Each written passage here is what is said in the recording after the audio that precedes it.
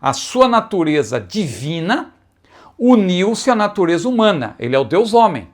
Nele habita corporalmente. Habita, não é que habitou, habita.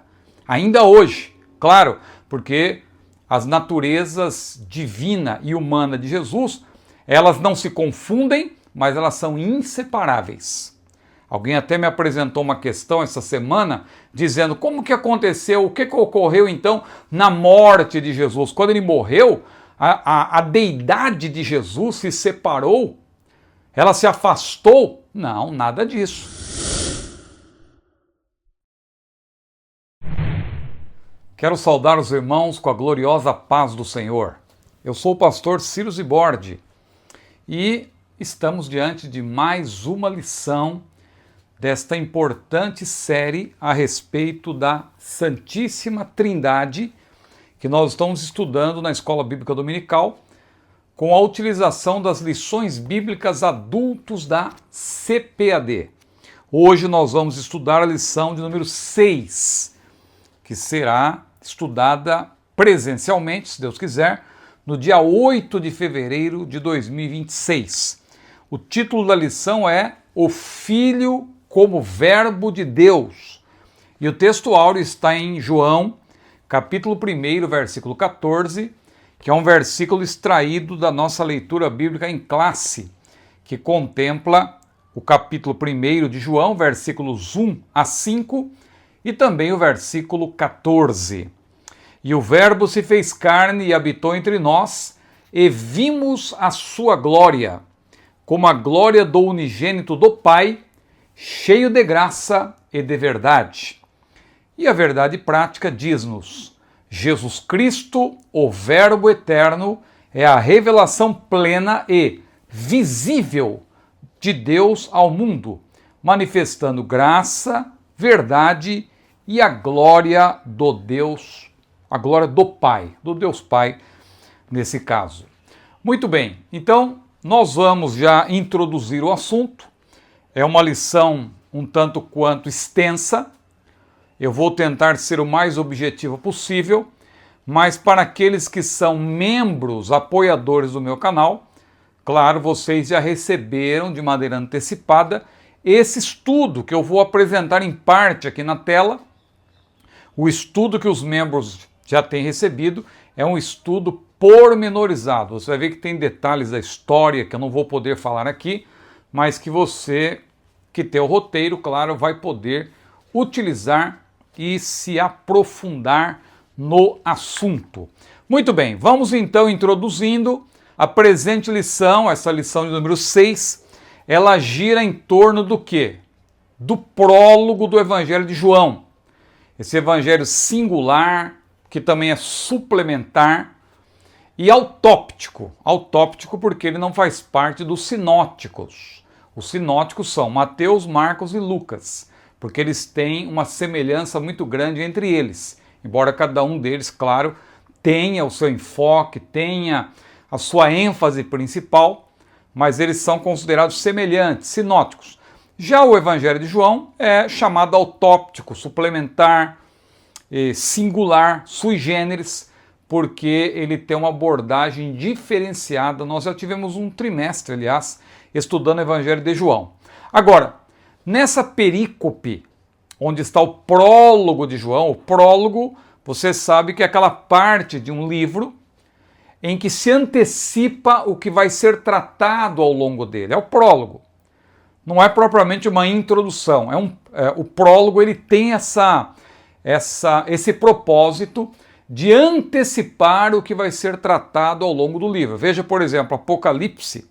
Quando você lê o versículo 7 do capítulo 1, diz: Eis que vem com as nuvens e todo olho verá. Agora, esse assunto da vinda de Jesus em poder e grande glória só aparece no capítulo 19, com detalhamento. Porém, no prólogo já se antecipa um assunto ou os assuntos que vão ser tratados ao longo do livro. No prólogo do Evangelho de João, se antecipa o que é tratado nesse evangelho autóptico, que é o quê? A deidade absoluta do Senhor Jesus. O Senhor Jesus como Filho de Deus, o unigênito Filho de Deus. O Senhor Jesus como o Verbo. Sim, Hologos, como diz no grego. Então eu coloquei aí nessa perícope o eterno Filho de Deus, porque Jesus não passou a ser filho quando ele nasce. Infelizmente, há alguns que abraçaram aí uma certa heresia que diz que Jesus não era filho, ele só se torna filho quando ele nasce. Veja, ou quando ele é concebido no ventre de Maria. Não, ali acontece o quê? A geração do Filho do Homem. Eu já disse em outras aulas, não confunda o Filho de Deus com o Filho do Homem. O Filho de Deus sempre existiu. O Filho de Deus é eterno. O unigênito Filho de Deus. Agora, o Filho do Homem, o homem Jesus, esse sim tem princípio. Porque quando Jesus se torna homem, quando o Verbo se torna homem, mais precisamente, e recebe o nome de Jesus, claro, a partir dali ele é o Deus homem. As duas naturezas se unem e a partir daí elas são inseparáveis. Nós vamos tratar disso ao longo desta aula. Então veja, na presente perícope, João capítulo 1, versículos 1 a 18, o eterno Filho de Deus é apresentado como Hologos, no grego, isto é, o Verbo. Eu estou colocando aí o artigo definido, como está no texto bíblico. O Verbo, a palavra, Hologos. Mas também homonogenes huios.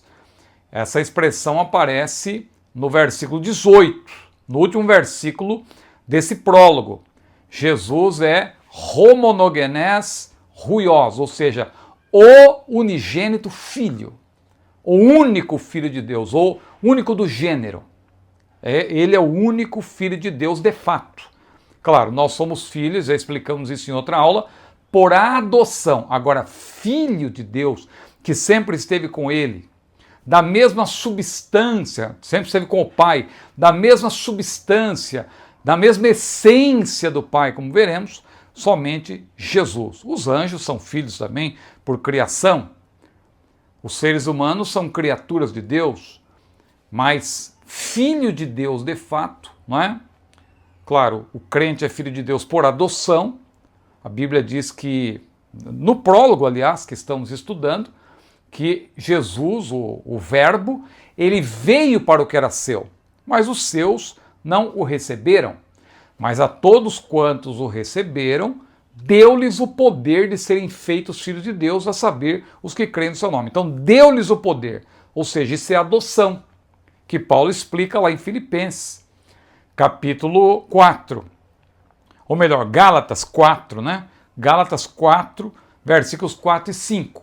Vindo a plenitude dos tempos, Deus enviou seu Filho, nascido de mulher, nascido sob a lei, para remir os que estavam debaixo da lei, para que nós alcançássemos o quê? A adoção de filhos. Então, nesse prólogo de João, nós aprendemos tanto que Jesus é o Hologos, nós vamos ver o que significa isso, mas também o homonogenes huios, o filho unigênito, ou o unigênito filho, e também hoprotótokos, que é um termo que não aparece nessa perícope propriamente, mas a descrição do verbo tem tudo a ver com o que Paulo diz lá em Colossenses capítulo 1, quando ele chama Jesus de hoprotótokos, ou seja, o proeminente, que muita gente pensa que ali é uma referência ao primeiro filho, porque o termo foi traduzido por primogênito, não é, na língua portuguesa, o primogênito da criação, e aí muita gente pensa que é o primeiro a ser criado. Não, ali o termo no grego é protótokos, é o proeminente, é o principal, por meio de quem todas as coisas foram criadas. Por isso que João diz, todas as coisas foram feitas por ele, e sem ele nada do que foi feito se fez. Nós vamos tratar disso. Agora, como hologos, hoprotótokos, homonogenes huios, voluntariamente, ele se esvaziou da sua glória a fim de se encarnar e revelar a glória do Pai. Claro que o Filho de Deus, ao se tornar filho do homem, veja, mais uma vez eu estou destacando, não vá confundir Filho de Deus com Filho do homem. Filho de Deus, ele sempre foi, ele é o Verbo eterno. Filho do homem ele se torna quando ele se encarna. Aquela profecia que diz: um menino nos nasceu, um filho se nos deu. Ali é uma profecia com respeito à encarnação do Verbo. Mas ali se menciona também atributos que ele sempre deteve. Quando diz, por exemplo, o seu nome será maravilhoso, conselheiro, Deus forte, Pai da eternidade, príncipe da paz. Quando se diz que ele será chamado, não quer dizer que a partir dali ele se torna Deus. Não. É que na terra as pessoas reconheceriam a deidade do Senhor Jesus, o Deus forte. Não é que ele passou a ser Deus a partir da sua encarnação, porque ele sempre foi filho de Deus. Então, Jesus sempre foi o unigênito filho de Deus. Isso é que João explica. E ele se torna o filho do homem e se torna para nunca mais deixar de sê-lo também. Aliás, Jesus virá como filho do homem. Ele disse que vereis em breve o filho do homem vindo com poder e grande glória. Não é isso que diz a Bíblia? Porque ele vem como homem. Ele não deixou de ser homem. Paulo se refere a Jesus dizendo que há um só Deus e um só mediador entre Deus e os homens, e este mediador é Jesus Cristo, homem. Paulo também diz em Colossenses capítulo 2, versículo 9, que nele habita corporalmente. Habita, não é que habitou, habita. Ainda hoje, claro, porque as naturezas divina e humana de Jesus, elas não se confundem, mas elas são inseparáveis. Alguém até me apresentou uma questão essa semana, dizendo como que aconteceu, o que ocorreu então na morte de Jesus. Quando ele morreu, a deidade de Jesus se separou, ela se afastou? Não, nada disso. A separação que houve ali foi a questão, claro, do ser humano. A morte faz parte da natureza humana. Quando a pessoa morre, a parte material, o corpo, ela fica na sepultura. A parte imaterial se separa do corpo. Isso faz parte da natureza humana. Agora, o que aconteceu com Jesus? A sua natureza divina uniu-se à natureza humana. Ele é o Deus homem. Então, são naturezas que não se confundem, mas ao mesmo tempo elas são inseparáveis. A partir do momento em que Jesus se torna o Deus homem, ele morre em sequência, na sequência ele vai morrer, ele morre como homem, evidentemente, porque Deus não morre, é o ser humano que morre. Agora, o que é a morte para o ser humano? É a separação entre a parte física, a parte material e a parte imaterial. Então ocorre essa separação, mas não é uma separação de natureza. Não é que a natureza divina de Jesus se separa da natureza humana, não. A natureza divina está ligada à natureza humana. E Deus é espírito. O espírito, evidentemente, não morre. E o próprio espírito do homem também não morre. Nós não somos mortalistas. Nós não adotamos essa doutrina herética conhecida como mortalidade da alma. Não. A alma e o espírito, a parte imaterial, não morre. O que morre é o corpo. Então ocorre a separação. O corpo fica na sepultura, a alma e o espírito ficam sob o controle de Deus. No caso de Jesus, o Verbo, como ele se fez carne, e a partir daí a natureza humana está ligada à natureza divina, evidentemente houve essa separação. A parte espiritual se separa da parte material. A parte imaterial se separa da parte material. Imaterial se separa da parte material. E o Senhor Jesus, evidentemente, não é que houve o distanciamento do Deus do homem. Não. Jesus é o Deus homem. Claro que em seguida ele ressuscita dentre os mortos. Bom, eu já estou antecipando o que está aí no roteiro, você que quer estudar. Veja, o Filho de Deus, ao se tornar o Filho do homem, não se abdica por completo da sua glória. É claro, Jesus, ele abriu mão de parte da sua glória para se fazer homem. Mas não é que ele perdeu completamente a sua glória, porque ele jamais deixou de ser o unigênito. Ele se humilhou como servo do Senhor a ponto de aprender a obediência e morrer na cruz em nosso lugar. É o que diz a Bíblia em Filipenses 2, Hebreus 5. O próprio Senhor Jesus disse: Pai, eu glorifiquei-te na terra, tendo consumado a obra que me deste a fazer. Agora, Pai, glorifica-me com aquela glória que eu tinha contigo antes que o mundo existisse. Ou seja, Jesus mesmo diz que ele abdicou de parte da sua glória, mas ele não abdicou de toda a glória, porque ele mesmo disse ele mesmo, né, se encarnou, e João disse, o verbo se fez carne e habitou entre nós e vimos a sua glória. Ora, você vê, os homens viram a glória de Jesus. Claro, ele veio para revelar a glória do Pai, mas também a sua própria glória se revela na terra, através dos seus atos, através da sua pregação. A glória do Senhor Jesus se manifesta porque ele estava também cheio de graça e de verdade. Então, ao nascer sem pecado, viver sem pecado, morrer por nossos pecados, ressuscitar para nossa justificação, Jesus revelou a sua própria glória, como a glória do unigênito do Pai, cheio de graça e de verdade. Bom, mas eu não quero ficar só nessa introdução, ela está ficando longa, não é? Vamos para os tópicos da lição. Então, eu deixo aqui um incentivo para você, se você desejar, claro, curtir esse vídeo, compartilhá-lo, inscrever-se no meu canal, você é muito bem-vindo, mas também fica um convite mais especial, o convite para você se tornar membro, um assinante do nosso canal. Porque sendo um assinante do nosso canal, claro, você tem acesso a vídeos exclusivos, a vídeos que nós antecipamos na medida do possível e, sobretudo, ao nosso acervo de textos. Esse texto, por exemplo, você vai ver muito rico em detalhes, ele está à disposição dos membros do nosso canal. Primeiro tópico, o verbo como Deus eterno. Primeiro ponto, o verbo preexistente. Eu vou ler aqui alguma coisa para ter poder de síntese, porque senão eu vou falando livremente, a aula vai ficar muito longa.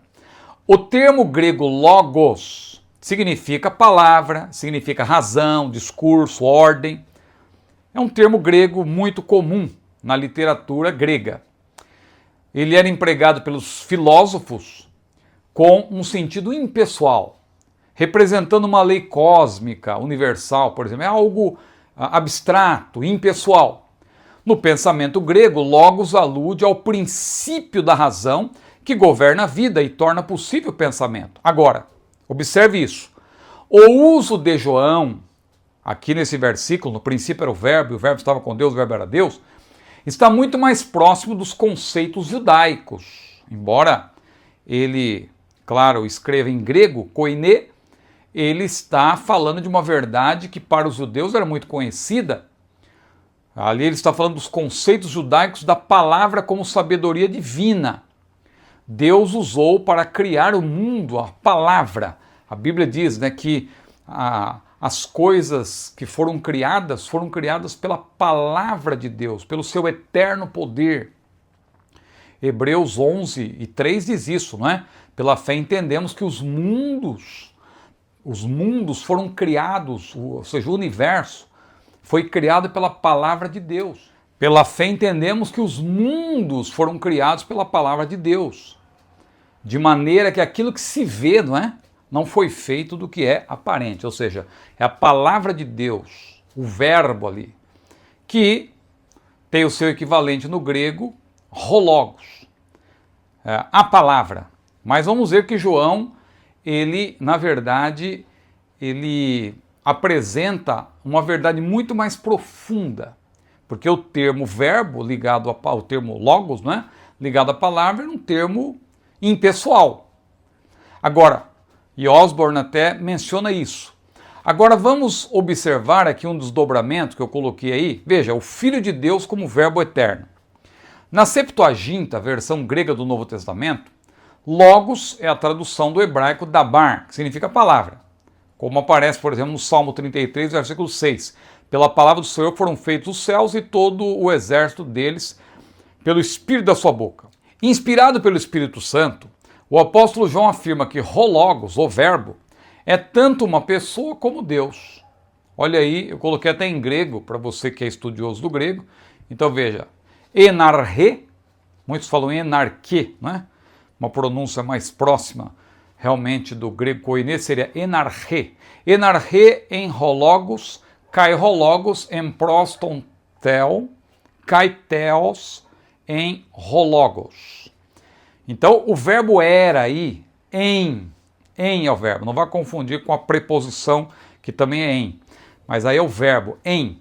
O verbo em é imperfeito e transmite a ideia de uma existência contínua, ao invés de ao invés do termo mais comum, que seria egêneto, que também é traduzido como era, mas tem a noção de vir a existir. Aí não é o caso. O conceito da pré-existência eterna da palavra, ou do verbo, é transmitido pela ideia de que, no princípio, aquele que é a palavra já existia. Esse é o sentido, diz Elmer Towns. Portanto, Jesus, o Filho do Homem, teve início em Belém, que eu acabei de falar, eu falei há pouco, não é? O Filho do Homem tem princípio, o Filho de Deus não. O Filho de Deus, para ele, tudo é um eterno presente, ele sempre existiu. Então, o Filho do Homem teve início em Belém, mas ele mesmo, como Filho de Deus, sempre esteve com o Pai, porque a eternidade para Deus é isso. Tudo está diante dele como um eterno presente.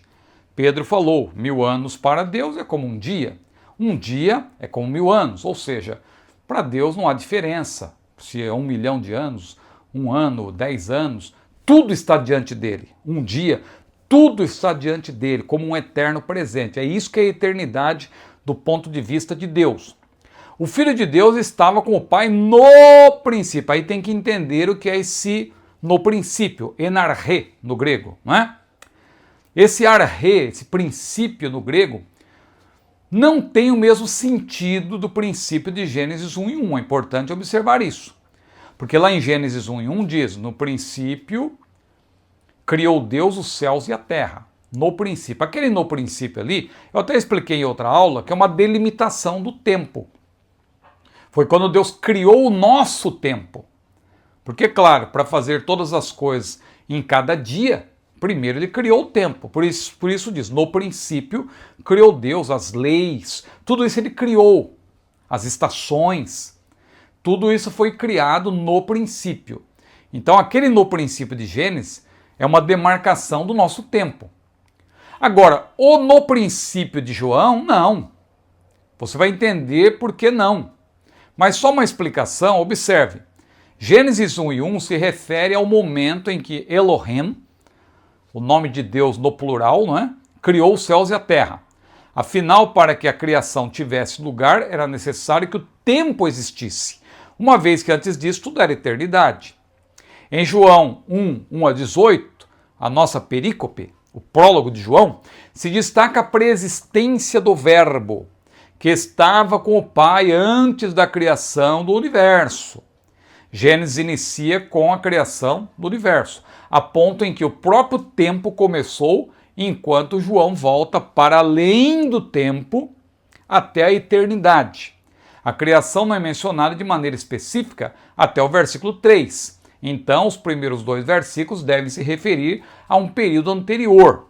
Portanto, o Filho de Deus existia antes do tempo e da criação haver começado. Como verbo preexistente, ele é a base de todas as incríveis reivindicações que João faz nessa sessão, diz Grant Osborne. Mas vamos adiante. Ponto 2. Então, eu creio que você entendeu. O princípio de João 1:1 tem a ver com associar princípio, ou seja, o eterno presente. Jesus, o verbo, sempre esteve com o Pai. No princípio era o verbo estava com Deus, o verbo era Deus. Não tem um ponto inicial. Agora, Gênesis 1:1 ali fala da criação do universo, então evidentemente ali não é o princípio no que tange ao eterno presente de Deus, mas é a demarcação do início do nosso tempo. Ponto 2. O verbo como pessoa distinta. O texto grego de João 1:1 afirma hologos em prostonteon. Hologos em prostonteon. Literalmente o verbo estava com Deus. Eu coloquei aí para ajudar, não é? Como está em grego e a transliteração. Então veja, a transliteração, hologos em prostonteon. O verbo estava com Deus. O autor sagrado não apenas enfatiza a preexistência eterna da palavra, o verbo, ele também destaca a intimidade da comunhão que existia entre a palavra e Deus. A palavra, no caso, é o nome do nosso Senhor Jesus, evidentemente, hologos. Na frase ele, hologos, a palavra, estava com Deus, o uso da preposição grega pros ou com com o caso acusativo, denota um movimento em uma direção em particular. Observe, essa preposição grega aparece, por exemplo, como prefixo em prosphilés, amável, que está lá em Filipenses 4, versículo 8, por exemplo. Termo que descreve alguém que literalmente vai em direção ou vai ao encontro do amor, pros. Então observe isso. Isso, além de refutar a heresia unicista, pela qual se afirma que o Pai, o Filho e o Espírito Santo são nomes da mesma pessoa, a qual se apresenta de modos diferentes ao longo da história bíblica, ou seja, o modalismo. Além de refutar essa heresia, esse uso do prós aí reforça a comunhão íntima, frente a frente, entre as pessoas do Pai e do Filho na triunidade divina. Ou seja, quer dizer que sempre essa expressão aí, estava com Deus, no grego, ela mostra que o Filho sempre esteve frente a frente com o Pai.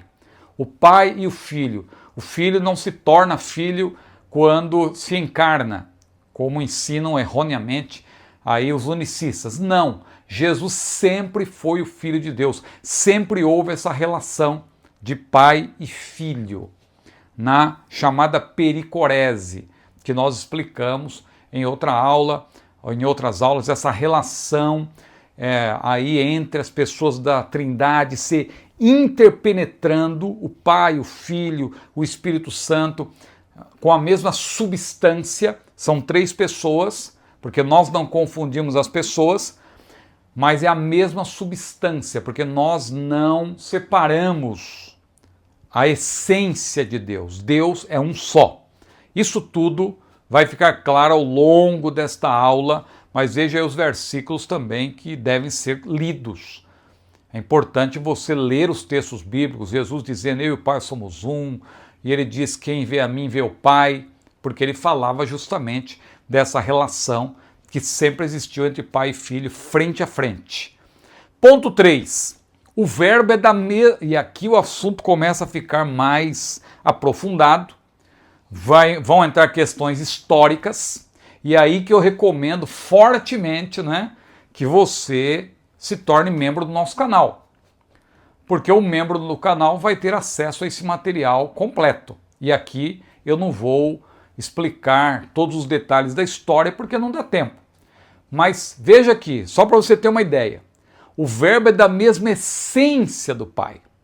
Um grande debate acerca disso aconteceu especialmente durante o século IV. Nos primeiros séculos, mas especialmente no século IV, em Niceia, que é uma cidade hoje conhecida como Iznik, na Turquia, e também em Constantinopla, houve concílios, ou seja, houve aquelas convenções da época em que os pais da igreja, os grandes teólogos, os pastores, os bispos se reuniam para debater determinado ponto doutrinário e ao final chegar a uma conclusão, e assim eles emitiam o que é conhecido como credo.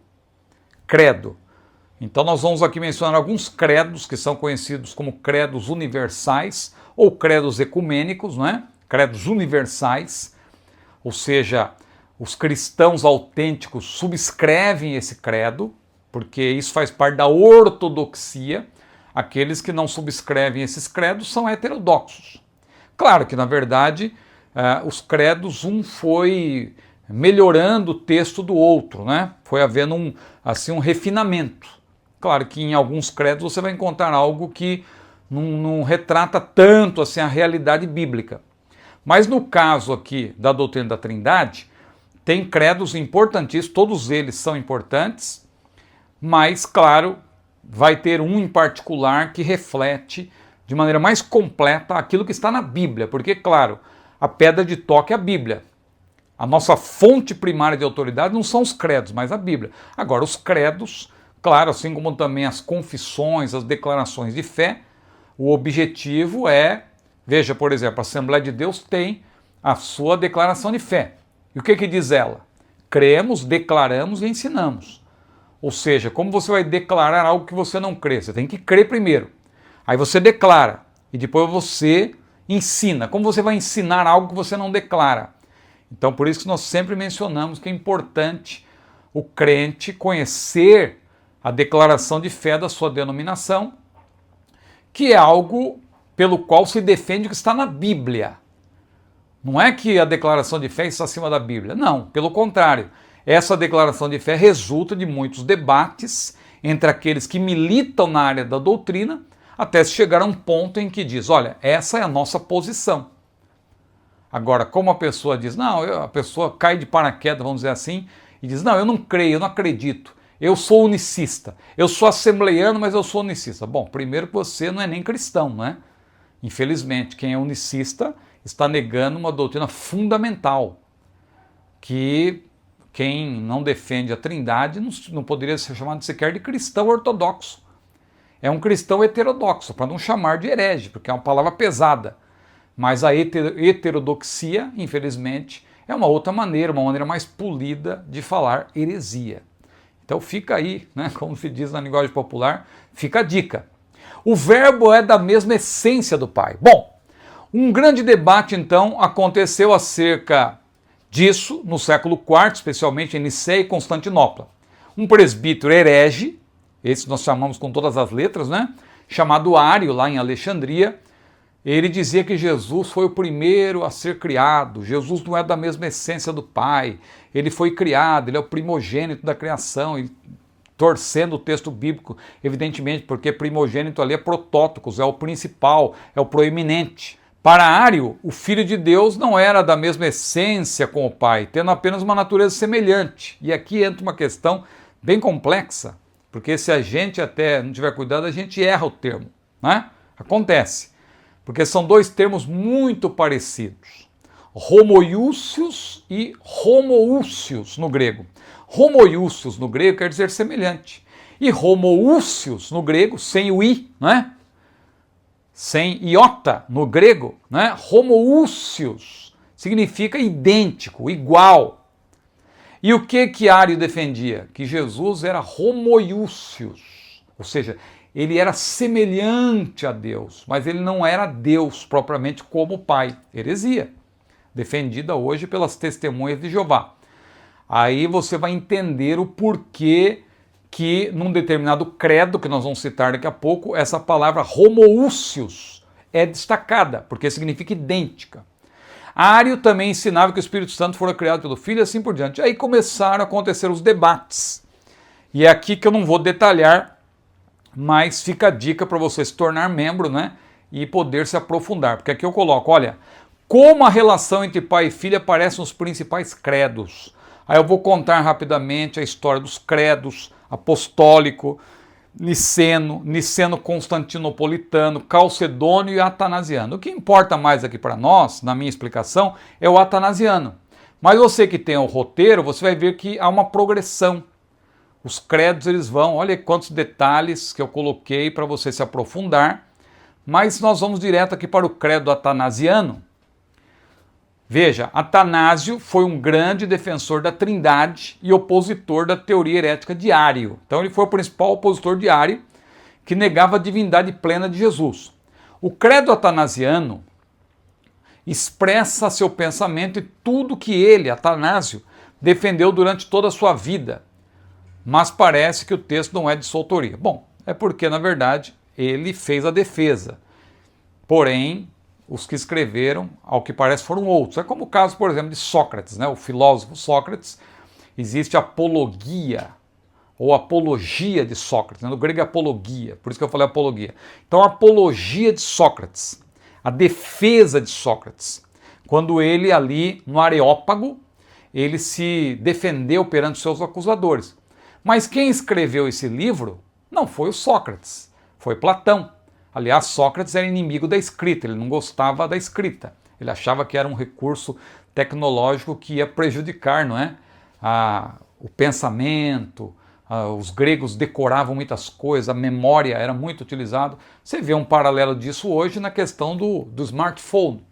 Eu lembro que quando eu era adolescente, eu guardava números de telefone da minha mãe e tal, do meu trabalho, e guardava tudo na minha mente. E hoje, para eu lembrar dos telefones, eu tenho que olhar para a agenda no smartphone. Então isso trouxe benefício, mas também a memória, você acaba ficando preguiçoso na sua memória. Então o Sócrates ele tinha essa questão com a escrita, não é? Mas era um grande filósofo. Ele fez uma apologia, uma defesa, salvaguardando-se diante dos seus acusadores, mas quem escreveu a apologia de Sócrates foi Platão. Da mesma forma, voltando aqui para o Ário, eu abri um parênteses, ou melhor, para o Atanásio, né? Atanásio foi um grande defensor da doutrina da Trindade, mas quem registrou, na verdade, seu pensamento foram, claro, também teólogos da época, mas o credo aí ficou conhecido como credo de Atanásio, ou credo atanasiano. Olha o que diz o credo atanasiano, para você ver como a doutrina da Trindade não é invenção nossa. Isso é algo que foi debatido, e é bíblico, sobretudo. A formulação está aí no credo. A sistematização, mas não quer dizer que a doutrina foi inventada, a doutrina é bíblica. Tem irmãos aí que não se aprofundam e falam, eu não creio na Trindade porque a Trindade foi inventada pelos teólogos. Não, meu irmão, não embarque nessa canoa furada, senão você vai abraçar a heresia. Eu tenho dito para alguns irmãos aqui nos comentários de maneira objetiva. Você abraçou uma heresia, arrependa-se enquanto há tempo. Porque quem nega a Trindade está negando uma doutrina fundamental, uma doutrina inegociável. Ou você é cristão, defensor da Trindade, ou você é inimigo da Trindade e, portanto, não é cristão. Eu sei que essa palavra é forte, mas eu estou falando com base naquilo que está na palavra de Deus, porque a doutrina da Trindade é uma doutrina fundamental. Quem nega a Trindade nega o Evangelho, infelizmente. Olha o que diz, então, o credo atanasiano. Não confundimos as pessoas, nem separamos a substância, pois existe uma única pessoa do Pai, outra do Filho e outra do Espírito Santo. Mas a deidade do Pai, do Filho e do Espírito Santo é toda uma só. Glória é igual e majestade é coeterna. Então presta atenção nisso. Ó. Não confundimos as pessoas, ou seja, o Pai é o Pai, o Filho é o Filho, o Espírito é o Espírito. Não confunda as pessoas. Nem separamos a substância. Deus é um só. Não tem como você dizer, não, o Pai é Deus, o Filho não é Deus. Não, o Pai é Deus, o Filho é Deus, o Espírito é Deus. Mas então são três deuses? Não, não é triteísmo, é tripessoalidade. Tripessoalidade não é triteísmo. Cuidado. Cuidado com isso aí, que tem gente que às vezes se confunde e fala, não, nós não falamos pessoas porque senão é triteísmo. Não, meu irmão, três pessoas é tripessoalidade, não é triteísmo. Vamos adiante agora para uma conclusão, não é? O corolário disso tudo é a conclusão aqui, a resposta a essa pergunta. O que significa a afirmação de que o Pai e o Filho são da mesma essência? A falaciosa versão bíblica das Testemunhas de Jeová, a famigerada tradução do Novo Mundo das Escrituras, deturpa João 1:1 ao grafar o termo Deus, com inicial minúscula, e inserir em algumas edições o artigo indefinido, um Deus, para sugerir que Hologos é inferior ao Pai. Quando o autor sagrado diz que o verbo era Deus, não quer dizer que o Filho é o próprio Pai, né? Seria uma confusão aí das pessoas, pois já dissera que o verbo estava com Deus, de frente para Deus. Na verdade, o ensinamento trinitário aqui é claro, o Filho não é o Pai, mas ambos têm a mesma substância. O termo Deus, theos, no grego, aparece sem um artigo definido, nesse versículo, João 1:1, pois enfatiza qualidade e não individualidade. Como vimos, os credos, especialmente o atanasiano, que eu fiz questão de ler, apresenta uma clara refutação ao unitarismo das Testemunhas de Jeová e também ao unicismo, né, ou modalismo. Qual a diferença entre unitarismo e unicismo? Eu já vi irmãos também dizendo que são sinônimos, mas não. Unitarismo, o que ele faz? Eu coloquei aí. Ele, na verdade, separa a substância. Não, Deus é único, só Deus Pai é Deus e o Filho não pode ser da mesma substância. Ele é um Deus inferior. Ele é Deus, mas é um Deus. Aí separou a substância, a heresia. E o unicismo, o que faz? O unicismo não separa a substância, mas confunde as pessoas. Não, O Pai, o Filho e o Espírito Santo são nomes da mesma pessoa. No Antigo Testamento ele era o Pai. No Novo ele se manifesta como Filho, mas hoje é o Espírito Santo, mas é a mesma pessoa. Cuidado, o unicismo é uma heresia. Tópico 2. O Verbo como Criador. Bom, nós já estamos aí com mais de 40 minutos de aula. Eu vou ser um pouco mais objetivo, mas você já sabe, se você quiser se aprofundar, seja membro do canal, você vai ter acesso a esse roteiro completo. Inclusive aquela parte histórica que você viu é um presente para os membros do meu canal. Primeiro ponto, o agente da criação. Embora o princípio, o arre, que aparece, né, em João 1:1 e também no 2, não seja o mesmo de Gênesis 1:1, nesse primeiro versículo da Bíblia, o verbo eterno é mencionado de modo implícito. Eu já falei disso, não é? Por causa da pluralidade que está no nome Elohim. É um título, é um nome e um título ao mesmo tempo de Deus, porque, na verdade, contempla as três pessoas da Trindade. É um termo plural. É o nome do Deus triuno. Os contextos imediato e remoto revelam que as três pessoas da Trindade participaram de modo cooperativo do ato de criar. Você vê tanto o Pai como o Filho e o Espírito Santo sendo chamados na Bíblia de Criador. O Deus Criador é o Pai, o Filho e o Espírito Santo. Não é? E a criação abarca a criação imediata, ex nihilo, não é? Do nada, no latim, bem como a criação mediata, ou a formação. Já explicamos isso bastante em outras aulas, né? A diferença entre a criação imediata e a criação mediata. Imediata é porque não tinha nada entre o Criador e aquilo que ele criou. Deus criou com a sua palavra, a partir do nada. Ex nihilo. E a criação mediata é porque Deus, a partir da sua criação imediata, ele dá forma ao que ele havia criado anteriormente, ou seja, já há uma matéria para ele elaborar, para ele formar, para ele dar forma. Então isso é chamado em teologia de criação mediata ou formação. No caso do Filho de Deus, João salienta, por meio dele, citando aqui a NVT, Nova Versão Transformadora, não é? Por meio dele, Deus criou todas as coisas e sem ele nada foi criado. Isso não limita Hologos a um instrumento de Deus Pai, mas destaca o relacionamento entre ambos. Não por acaso o verbo, como eu falei, é o proeminente, hoprotótokos, da criação. Ele é a cabeça da criação, diz Paulo. Outro sim, ao empregar panta todas as coisas, sem o artigo, João está se referindo à criação em suas partes infinitas. Ele está falando não apenas da sua vastidão, conforme a vemos através de um telescópio, mas também das suas maravilhas observadas com um microscópio. Diante do exposto, o Filho é Deus Criador, assim como o Pai e o próprio Paráclito, o Espírito Santo. Ponto 2. A fonte da vida.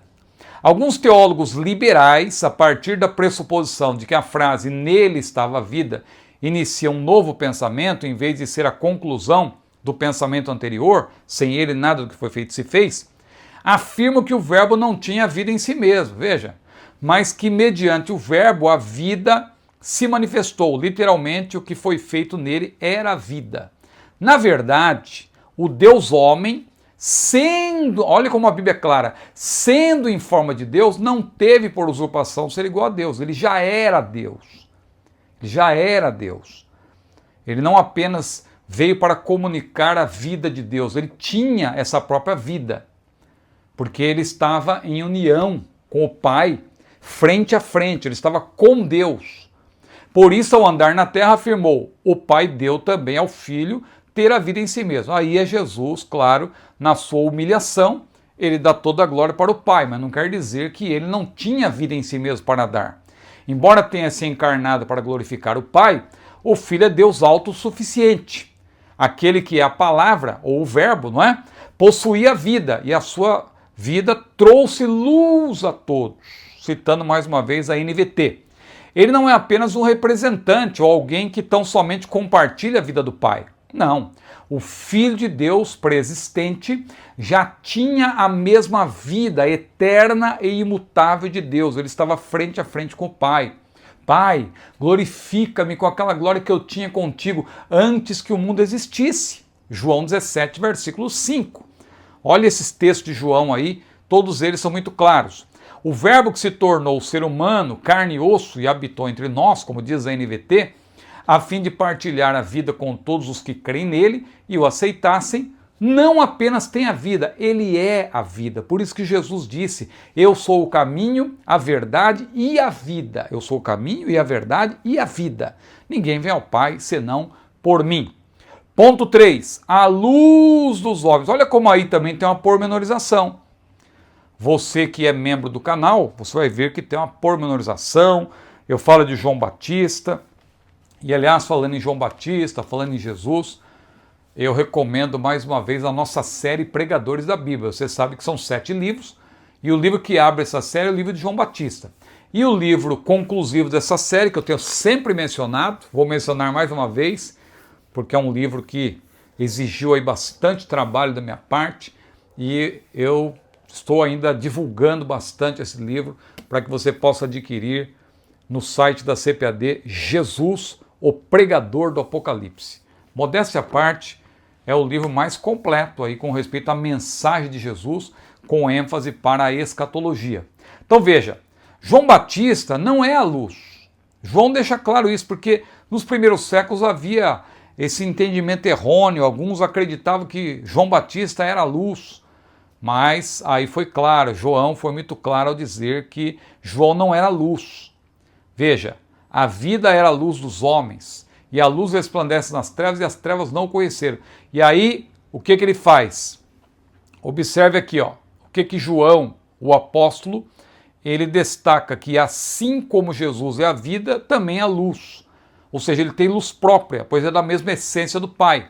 Aí então, que ele confronta essa crença que havia nos primeiros séculos de que João era a luz. Veja, aí João, o apóstolo, deixa claro que João Batista era apenas alguém que veio para testificar da luz. Conquanto o papel desse precursor de Cristo fosse apenas o de testificar a respeito da luz, o autor continua dizendo que a luz verdadeira que ilumina todos os homens estava vindo ao mundo.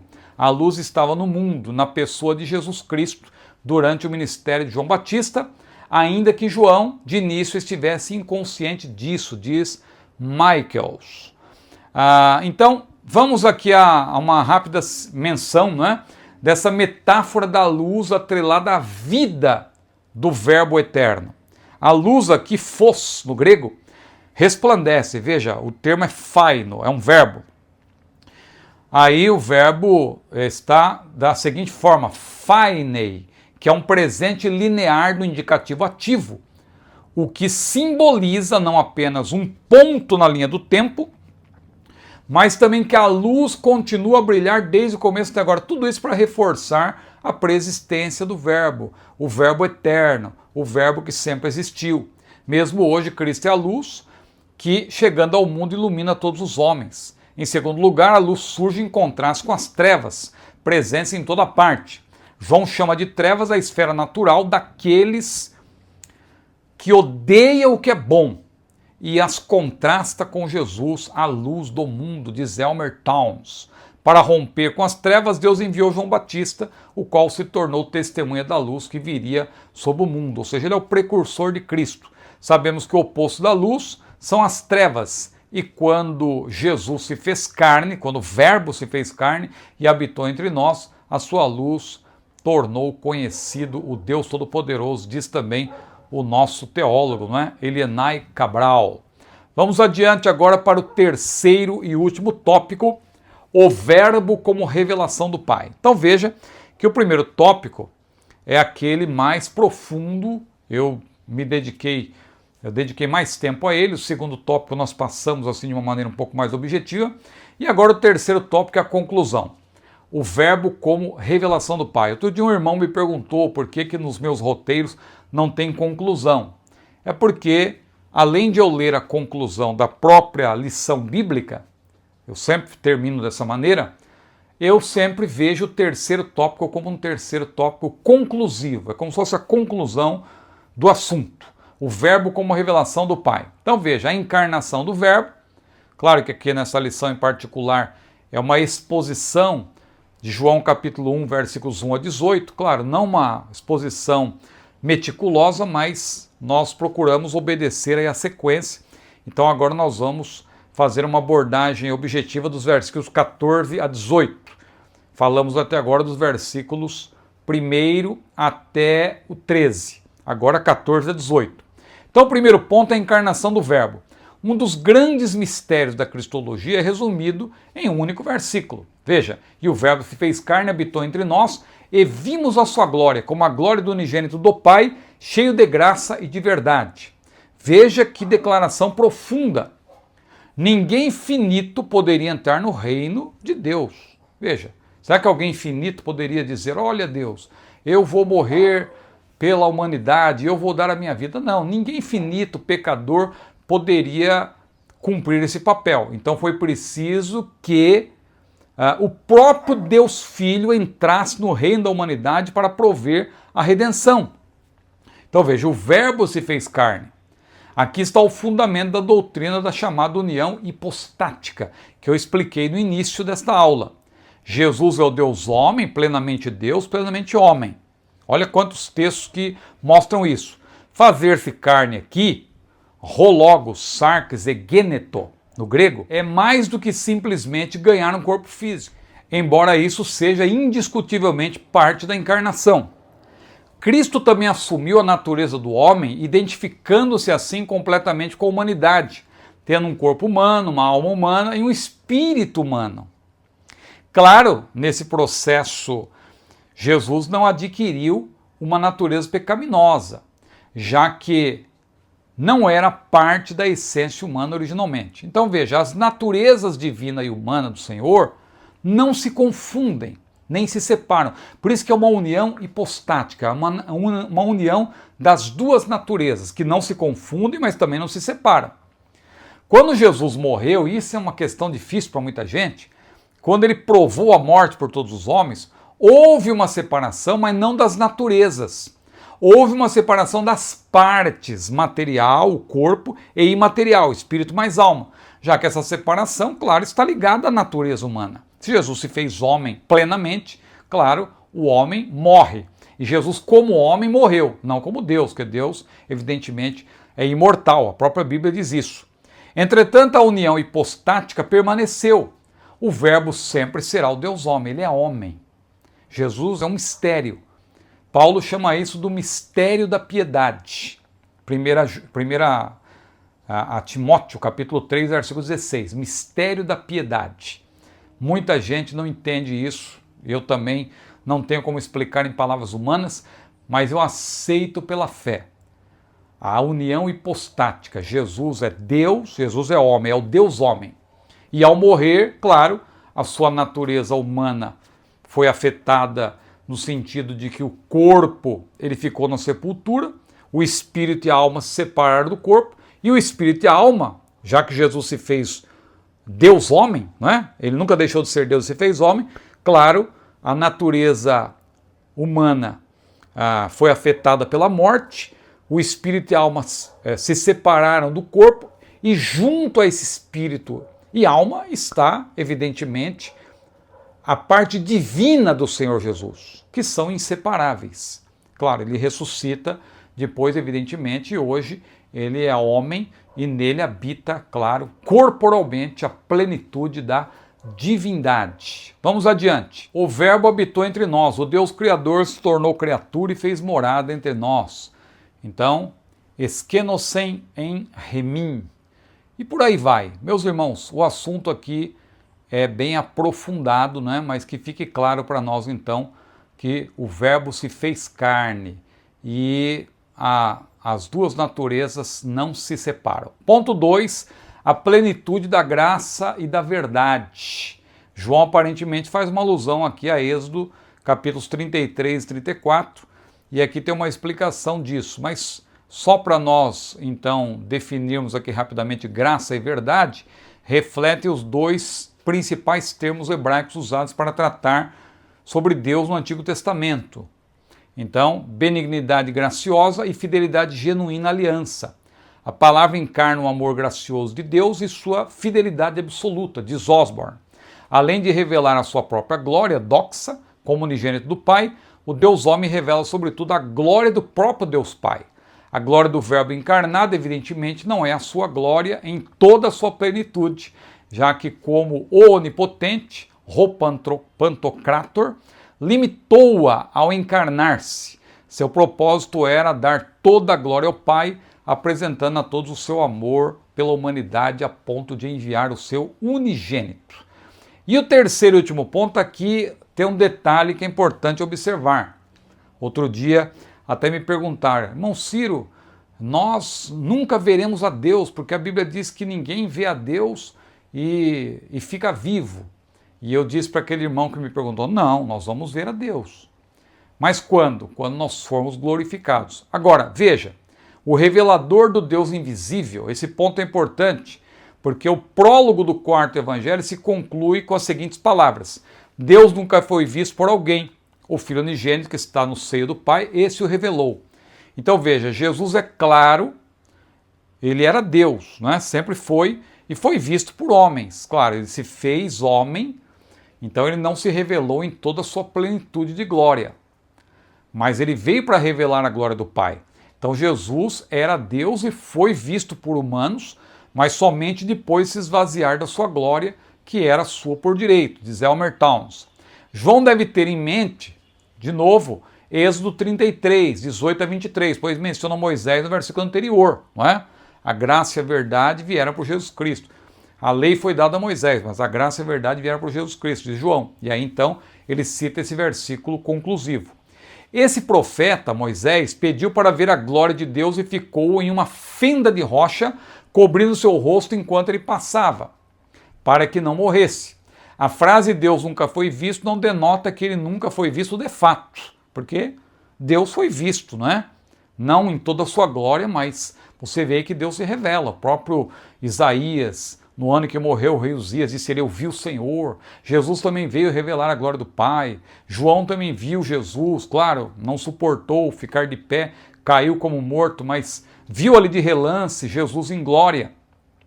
Não na sua glória total, porque ali era uma revelação pictórica, não é? Agora, ninguém pôde vê-lo ainda como ele é, em toda a sua glória, em toda a sua plenitude, e permanecer vivo, de fato, como diz a Bíblia. Isso só será possível quando formos glorificados por ocasião do arrebatamento da igreja, porque aquilo que é mortal se revestirá da imortalidade, aquilo que é corruptível se revestirá da incorruptibilidade, disse Paulo, nós vamos ser glorificados. Por isso que Paulo também falou, não é? João também falou, mas Paulo antes disse, a nossa cidade está no céu, de onde também esperamos o Senhor, o Salvador Jesus Cristo, que transformará o nosso corpo abatido em um corpo glorioso. Aí sim, quando tivermos esse corpo glorioso, aí João disse, nós veremos o Senhor como ele é. Amados, ainda não é manifesto que havemos de ser, mas sabemos que quando ele se manifestar, nós seremos semelhantes a ele, porque assim como ele é, nós o veremos. Amém? Uma lição longa, muitos pormenores.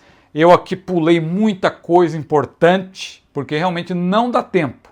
Não é que eu não queira, mas eu não posso fazer uma aula que ultrapasse a 1h, e 1h15, 1h20, 1h30, que eu já percebi, eu acompanho as estatísticas aqui dos vídeos, eu percebo que as pessoas não ficam. Infelizmente, são poucos hoje que querem aprender. E eu tenho que fazer um vídeo que possa atender a maioria das pessoas, né? Isso é muito importante para o nosso canal também, mas vocês que querem se aprofundar e que valorizam quem se dedica ao ensino, e eu quero aqui agradecer muitos que já têm se tornado membros do nosso canal, e se você deseja fazer parte desse time, é só você apontar a câmera aí para o QR Code ou clicar no link que aparece aqui embaixo na descrição desse vídeo, e assim você vai se tornar membro do nosso canal. O autor conclui com as seguintes palavras: Jesus Cristo é o Deus unigênito que revela o Pai. Nele a glória, a graça e a verdade de Deus são plenamente manifestas. A encarnação do Verbo não é apenas uma doutrina essencial da fé cristã, mas também um chamado à adoração e proclamação daquele que é a imagem visível do Deus invisível. O Senhor Jesus é a perfeita revelação do Pai à humanidade. Que cada crente reconheça que conhecer a Cristo é conhecer o próprio Deus e que proclamar essa verdade é tornar a glória do Pai conhecida no mundo. Amém? Que Deus abençoe a sua vida. Então aí está o nosso roteiro. Você viu, tem muitos pormenores. Essa parte aqui dos credos, especialmente, é muito importante você conhecer o credo apostólico. Veja aí, ó. E eu falo aqui também na importância dos credos, né? É importante isso. Muita gente não observa, não é? Aqui, ó. Resultantes dos debates teológicos a partir do século IV foram importantíssimos para a consolidação do posicionamento ortodoxo acerca da doutrina bíblica da Trindade. Ainda hoje eles são necessários, já que resumem a nossa fé conectando-nos ao passado e nos permitindo identificar o quanto conhecemos as doutrinas fundamentais. Ensina-nos o que é essencial ao cristianismo, ortodoxia, delimitam o poder da manipulação e nos ajudam a lembrar o propósito do culto. Que Deus abençoe a sua vida. Até a próxima. Deixa aí o seu like, por gentileza. Curta e também compartilhe, inscreva-se e, se desejar também, fica o convite para você se tornar membro do nosso canal. Que Deus abençoe a sua vida. Digo mais uma vez, a paz do Senhor.